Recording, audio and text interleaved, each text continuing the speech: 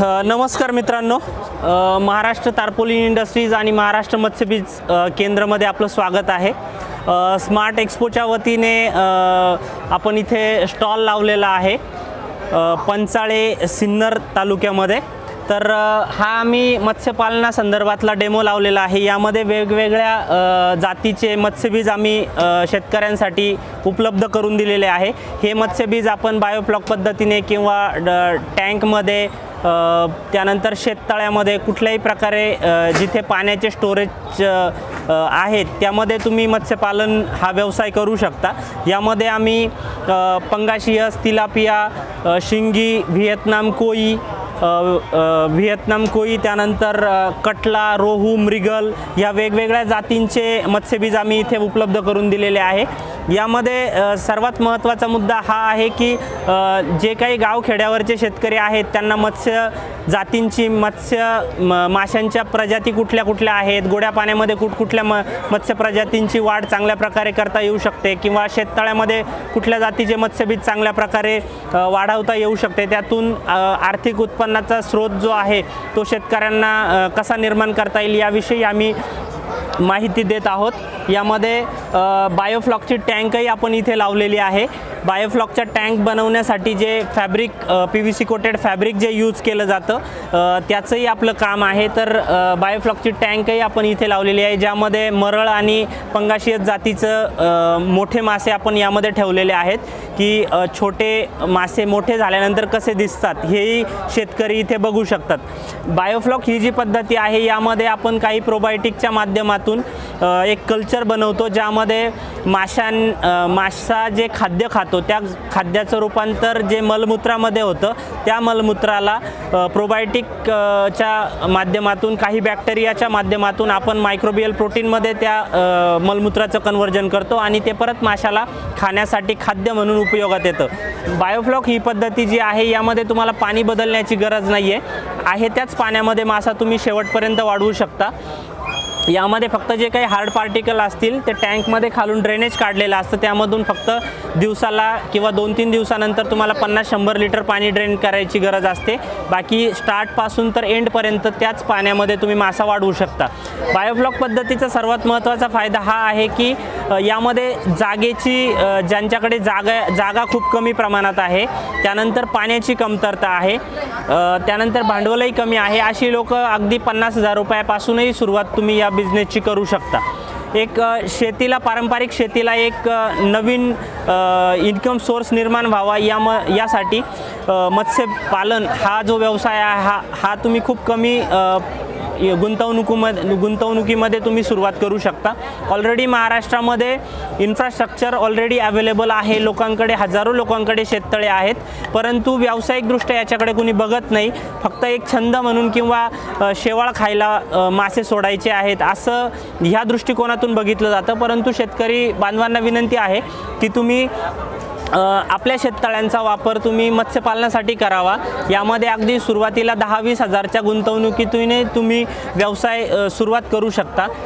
पंगाशियस झालं, मरळ झालं, असे काही जातीचे मासे आहेत की ज्याला अगदी 3-4 फूट जरी पाणी शिल्लक राहिलं तळ्यामध्ये किंवा ऑक्सिजनचं प्रमाण अगदी कमीही असलं, पाण्याची तुम्हाला पाणी चेंज करायचीही जास्त सुविधा नसली तरी तुम्ही अगदी अर्धा एकर किंवा 1 एकराच्या शेततळ्यामधून वर्षाकाठी तुम्ही 4-5 लाखाचं उत्पन्न अगदी आरामात घेता येऊ शकतं। त्याचबरोबर आपण महाराष्ट्र तारपोलिन इंडस्ट्रीज ही आपली फॅक्टरी आहे। यामध्ये हे PVC कोटेड फॅब्रिक आहे। हे फॅब्रिक 20 ते 25 वर्ष चालतं। त्याची स्ट्रेंथ एवढी आहे की अगदी पहिलवान माणूसही या 650-700 GSM फॅब्रिकला फाडू शकत नाही। आजपर्यंत हजारो लोकांनी इथे व्हिजिट केली, आम्ही खूप लोकांना ट्रायलसाठी फाडण्यासाठी देतो, तर आजपर्यंत एकही पहिलवान व्यक्ती या फॅब्रिकला फाडू शकलेला नाही। सर तुम्ही ट्राय करू शकता, घ्या सर, तुम्ही घ्या, ताकद लावून ओढून बघा, त्याची स्ट्रेंथ तुम्ही चेक करू शकता। यामध्ये 650 GSM पासून तर ते 1500 GSM पर्यंत फॅब्रिक अवेलेबल आहे। ॲक्च्युली शेतकरी बांधव दरवर्षी ताडपत्री विकत घेतात. दरवर्षी ती ताडपत्री एकदा वापरल्यानंतर परत तिला छोटे छोटे होल्स पडतात, ती फाटून जाते, ती रिपेरेबल नसते. याचा आणि रेग्युलर HDP जे आपलं साधी ताडपत्री आहे त्याचा भाव अगदी सारखाच आहे. ती ताडपत्री तुम्हाला 150-200 रुपये किलोने मार्केटमध्ये मिळते आणि याचाही तोच भाव आहे. हे इम्पोर्टेड मटेरियल आहे. एकदा ताडपत्री घ्यायला हा चासनळी तालुका कोपरगाव जिल्हा अहमदनगर मोरवीस सातमोऱ्याच्या जवळ आपली फॅक्टरी आहे. तिथं तुम्हाला अगदी 350-400 GSM पासून तर 1500 ते 2000 GSM पर्यंत सर्व प्रकारचे मटेरियल अवेलेबल आहे. यामध्ये आपण मुरघास बॅग झालं, वर्मी कंपोस्टचे बेड झालं, त्यानंतर जे बॅक्टेरिया जीवाणू जे बनवले जातात जीवामृत वगैरे त्याच्यासाठी पण हे फॅब्रिक चालतं. याला 20 वर्षाची लाईफ आहे. एकदा घेतल्यानंतर तुम्हाला आयुष्यात कधीही ताडपत्री विकत घ्यायची गरज नाहीये. टेम्पो झालं, ट्रॅक्टर झालं, ट्रॉलीसाठी झाकायला, ट्रॅक्टरचे हुड बनवायला, पोल्ट्रीच्या पडद्यासाठी याचा यूज करू शकता. ॲक्च्युली जनरली आपण बघतो की दरवर्षी पोल्ट्रीवाले दरवर्षी कागद बदलतात. हे एकदा घेतल्यानंतर तुम्हाला पोल्ट्रीचा पडदा आयुष्यभर बदलायची गरज नाही. हे आपलं कार्ड आहे.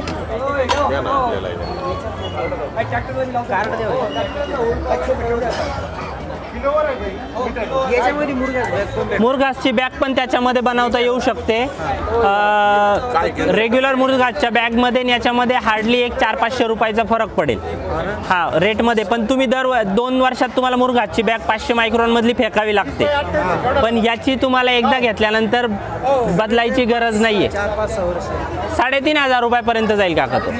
हो हे याच्यामध्ये 2-3 टाईपचं मटेरियल असतं. 200 रुपये किलो, 250 रुपये किलो, हायेस्ट रेट 250 रुपये किलो. हे सगळं जे आहे ते 150 ते 250च्याच रेटमध्ये मिळतं. एकदा घेतल्यानंतर तुम्हाला आयुष्यभर बदलण्याची गरज.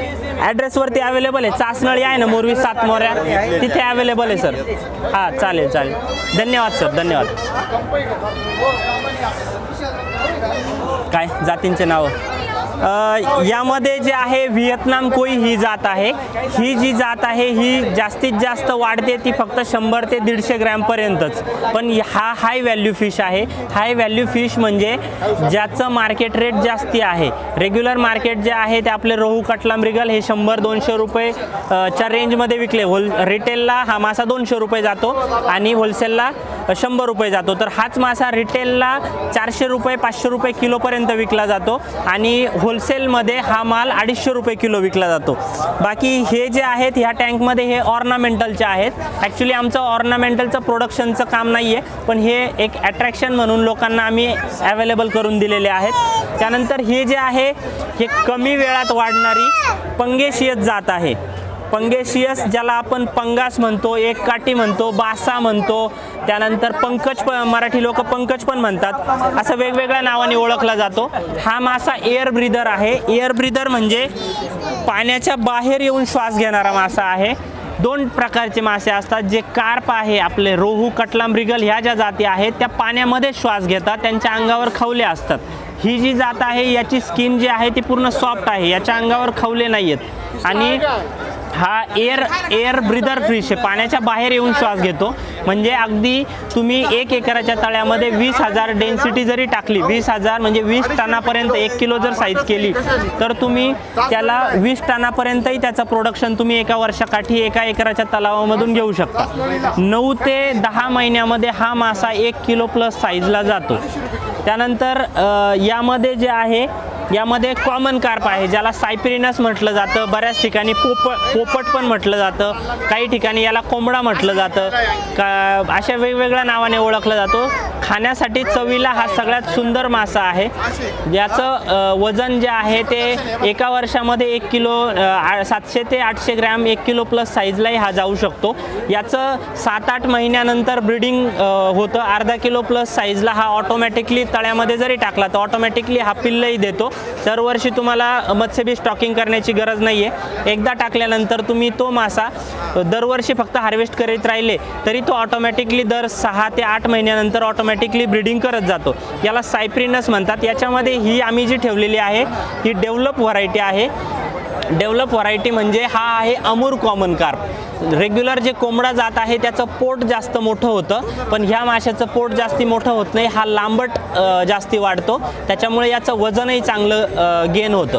त्यानंतर यामध्ये जे आहेत ते आपली जी रेग्युलर कार्प आहे, IMC ज्याला म्हटलं जातं, Indian major carp. Indian major carp जे आहे त्याला भारतीय प्रमुख जाती आहेत, नदी नाल्यांमध्ये किंवा आपल्या महाराष्ट्रामध्ये सगळीकडे हा मासा सापडला जातो। कमर्शियल फार्मिंगही मोठ्या प्रमाणावर याचं केलं जातं, परंतु महाराष्ट्रामध्ये शेततळ्यांची संख्या खूप असूनही जनरली कोणी मत्स्यपालन करत नाही आहे, तर त्यांना हे सजेशन राहील की ज्यांचे तळे कायम भरलेले असतात त्यांनी अगदी 5-5 हजार रोहू, कटला, कोंबडा किंवा सायप्रनस ह्या जाती, मृगल ह्या जाती 4-4, 5-5 हजारही तुम्ही टाकल्या तर वर्षाकाठी तुम्हाला 4-5 लाखाचं उत्पन्न आरामात मिळू शकतं। भारतीय प्रमुख जाती आहेत, IMC ज्याला म्हटलं जातं, याची मार्केटमध्ये प्रचंड डिमांड आहे। अगदी खेडोपाड्यापासून तर सिटीमध्ये सगळीकडे हा मासा मोठ्या प्रमाणावर कंझ्युम केला जातो। एका वर्षामध्ये हा मासा 800 ग्रॅम ते 1 किलोच्या आसपास आरामात जातो। अगदी याला फीड तुम्ही कमी प्रमाणातही खाऊ घातलं तर याच्यामध्ये ग्रास कार्प अजून एक व्हरायटी आहे जी शेततळ्यामध्ये खूप साऱ्या प्रमाणात शेवाळ तयार होतं, तर ते शेवाळही खाण्याचं काम ग्रास कार्प सारखा मासा करू शकतो।